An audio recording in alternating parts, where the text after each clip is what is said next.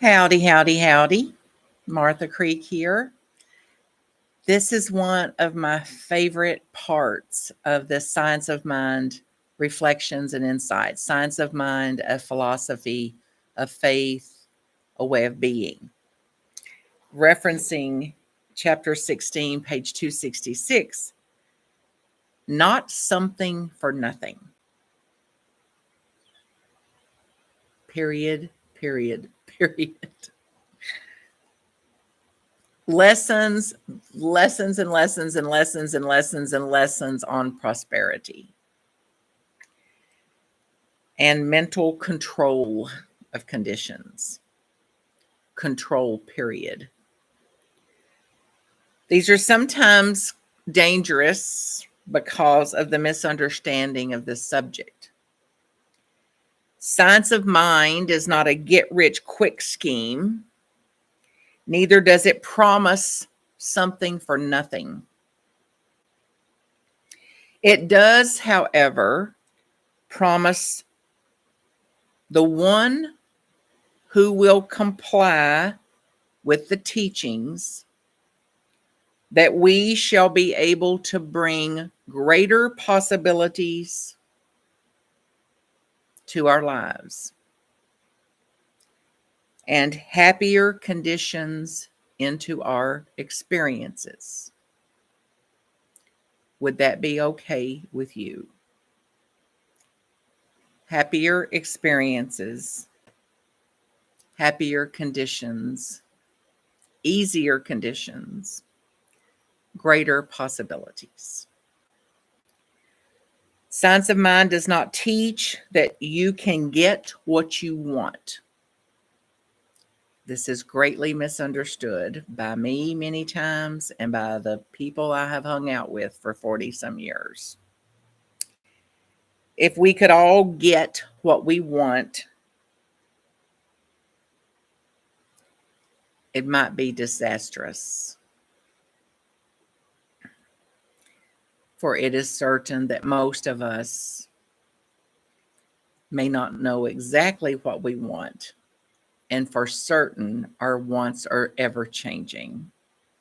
Not to mention that it could interfere with our own well-being or the well-being of others. While we could not expect to demonstrate that which is contrary to the nature of our own existence, we not only believe, we know that it is entirely possible through mental treatment, through right thought and belief, to greatly influence our environment, its reaction to us, and therefore the situations we meet and the conditions that we experience. There is such a thing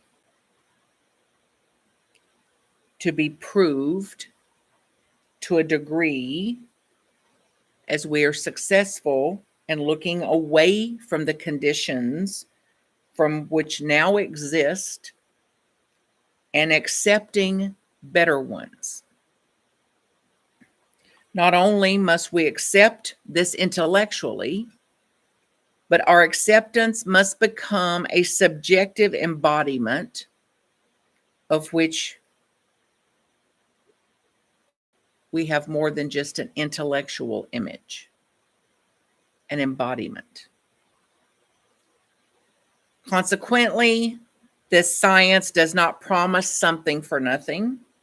It does, however, tell us that if we comply with the law complies with us. No person can demonstrate peace and cling to unhappiness. No person can demonstrate resignation and call it peace. It will not be peace. No person can jump into water and remain dry. This is contrary to law and contrary to reason.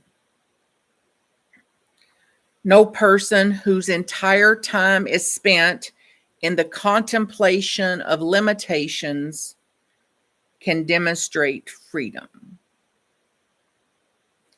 No person whose entire time is spent telling stories of limitation can demonstrate liberation.